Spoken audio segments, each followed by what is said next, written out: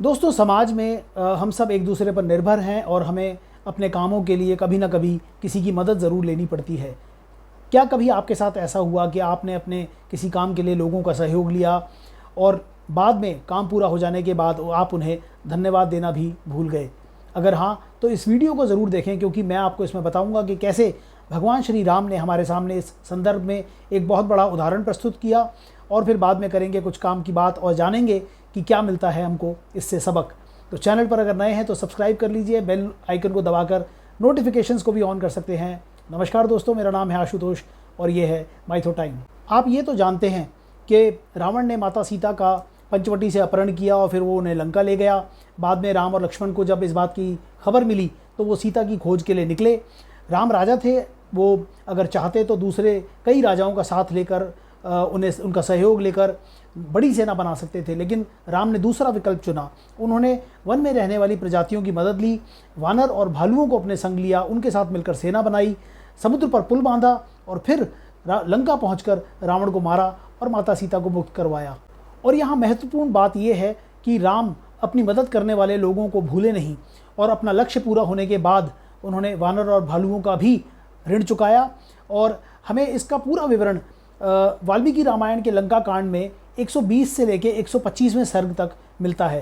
तो कहानी ये कहती है कि युद्ध समाप्त होने के बाद राम ने देवराज इंद्र को बुलाकर सबसे पहले उन बंदर और भालुओं को जिंदा करवाया जो उस युद्ध में मारे गए थे। राम का ये मानना था कि वो वानर और भालू राम के लिए युद्ध कर रहे थे, इसलिए उनकी उसमें कोई गलती नहीं थी और उनके मारे जाने से उनके परिवार अनाथ हो गए थे, जिसकी जिम्मेदारी राम ने अपने ऊपर ली। और देवराज इंद्र से कहकर उन्होंने न केवल उन बंदर भालुओं को जीवित करवाया, बल्कि उन वानर और भालुओं के लिए जीवन भर के लिए उनके खाने पीने की व्यवस्था की और इंद्र से वरदान मांगा कि ये जहाँ भी रहें इन्हें कभी कंद मूल और फल की कमी न हो। राम की उदारता का दूसरा उदाहरण हमको ये मिलता है कि उन्होंने युद्ध के बाद उन बंदर भालुओं को उनके हाल पर नहीं छोड़ दिया, बल्कि उन्हें अपने साथ पुष्पक विमान में बैठाकर उनके घर पहुँचाने की जिम्मेदारी भी ली। राम पर वानरों का एक और बहुत बड़ा उपकार ये था कि उन्होंने राम की पुल बनाने में सहायता की। अगर पुल न बनता तो लंका तक पहुंच पाना असंभव था। इस काम में वानरों के नायक नल का सबसे बड़ा योगदान था, क्योंकि वो विश्वकर्मा के अवतार माने जाते हैं और उन्हीं के सहयोग से वो पुल पूरा बनकर तैयार हो पाया। भगवान राम नल के उस उपकार को भूले नहीं थे और यही कारण था कि उन्होंने माता सीता को पुष्पक विमान से वो पुल दिखाया और कहा कि ये वही पुल है जिस पर से हम होकर लंका पहुँचे और इसका नाम है नल सेतु। यानी उन्होंने उस पुल का श्रेय खुद नहीं लिया बल्कि नल को दिया। राम का अगला पड़ाव था किष्किंधा। वो वानर और भालुओं की पूरी सेना और सीता समेत किष्किंधा में उतरे और वहाँ उन्होंने एक दिन बिताया। वहाँ उन्होंने बाली के पुत्र अंगद को राजकुमार के पद पर बैठाया, उसका अभिषेक किया और वो वानर और भालुओं के प्रति इतने कृतज्ञ थे कि उन्होंने उन सबको अपने साथ अयोध्या ले जाने का प्रस्ताव किया। और न केवल उन्हें बल्कि उन्होंने किष्किंधा से उन सब वानर और भालुओं की पत्नियों को और उनके परिवारों को भी पुष्पक विमान में बैठाया और उन्हें लेकर अपने साथ अयोध्या गए। राम ये भी जानते थे कि इस लंबी लड़ाई और थका देने वाली यात्रा के बाद बंदरों और भालुओं को भूख जरूर लगी होगी, इसलिए वो भरद्वाज मुनि के आश्रम में उनसे मिलने के बहाने रुके और फिर बाद में उन्होंने भरद्वाज ऋषि से ये वरदान मांगा कि वहाँ से लेकर अयोध्या तक रास्ते में जितने भी वृक्ष हों उन सब पर असमय भी फल लग जाएं और वो सब शहद की धार से भर उठें, ताकि बंदर और भालुओं को रास्ते में भोजन की दिक्कत ना आए। और इस तरह पुष्पक विमान में बैठकर राम पहुंच गए अयोध्या। लेकिन अयोध्या पहुंचने के बाद उन्हें ये ध्यान था कि पुष्पक विमान का दरअसल असली मालिक है कुबेर। कुबेर और रावण के बीच एक लंबी लड़ाई चली, जिसमें रावण ने कुबेर से न केवल उसकी लंका छीन ली बल्कि उससे उसका पुष्पक विमान भी छीन लिया था। राम इस बात को जानते थे, इसलिए उन्होंने कुबेर को धन्यवाद दिया और उसका पुष्पक विमान भी उसे वापस कर दिया।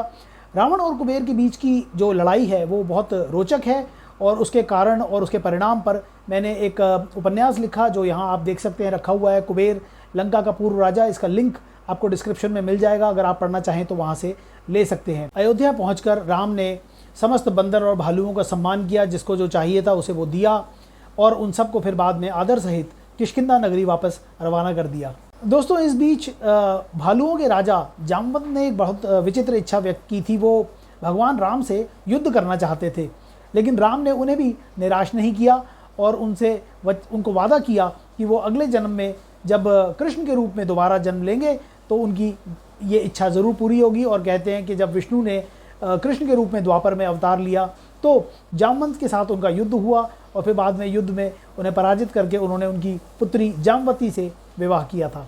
और आखिर में रह गए हनुमान। हनुमान को राम कैसे भूल जाते। हनुमान ने राम की सेवा की, वो उनके दास और भाई की तरह उनके साथ रहे और हर पल कदम कदम पर उनका साथ दिया। और उसका फल हनुमान को ये मिला कि राम ने उन्हें अमरता का वरदान दिया और ये भी कहा कि जहाँ भी राम कथा होगी वहाँ पर हनुमान हमेशा मौजूद रहेंगे। और यही कारण है कि आज भी जहाँ भी राम की कथा होती है हनुमान के लिए एक आसन खाली ज़रूर रखा जाता है। तो आपने देखा किस तरह राम ने बंदर और भालुओं तक का उनकी दी हुई सेवा के लिए, मदद के लिए उनका कर्ज चुकाया, उनका ऋण चुकाया और जिसको जो चीज़ चाहिए थी उसे वो दी। और अब क्या है काम की बात। काम की बात दोस्तों यही है कि हम राम तो नहीं हो सकते लेकिन हमें एक अच्छा इंसान होने का प्रयास ज़रूर करना चाहिए। और अच्छा इंसान बनने के लिए सबसे ज़रूरी बात है मानवता। मानवता वो गुण है जिससे हम दूसरे का कष्ट समझ सकते हैं। अगर कोई जीवन में आपकी मदद करे, आपकी किसी भी तरह से सहायता करे, उसे भूलिए मत। समाज में उसकी स्थिति को, उसके स्टेटस, उसकी पोजीशन को देखकर उसका आकलन मत कीजिए। अगर किसी ने आपकी मदद की है तो उसके बदले में जो भी कर सकते हैं उसके लिए ज़रूर कीजिए। अगर कुछ नहीं कर सकते तो कम से कम उसका अपमान मत कीजिए। उम्मीद है कहानी पसंद आई होगी। इससे मिलने वाला सबक भी आपको अच्छा लगा होगा। तो अगर वीडियो अच्छा लगा तो लाइक और शेयर ज़रूर कीजिए। चैनल को सब्सक्राइब करना मत भूलिए। आपसे मुलाकात होगी एक नए वीडियो में, नई कहानी, नए किस्से के साथ, क्योंकि पुराणों में छिपा है अनमोल खजाना। धन्यवाद।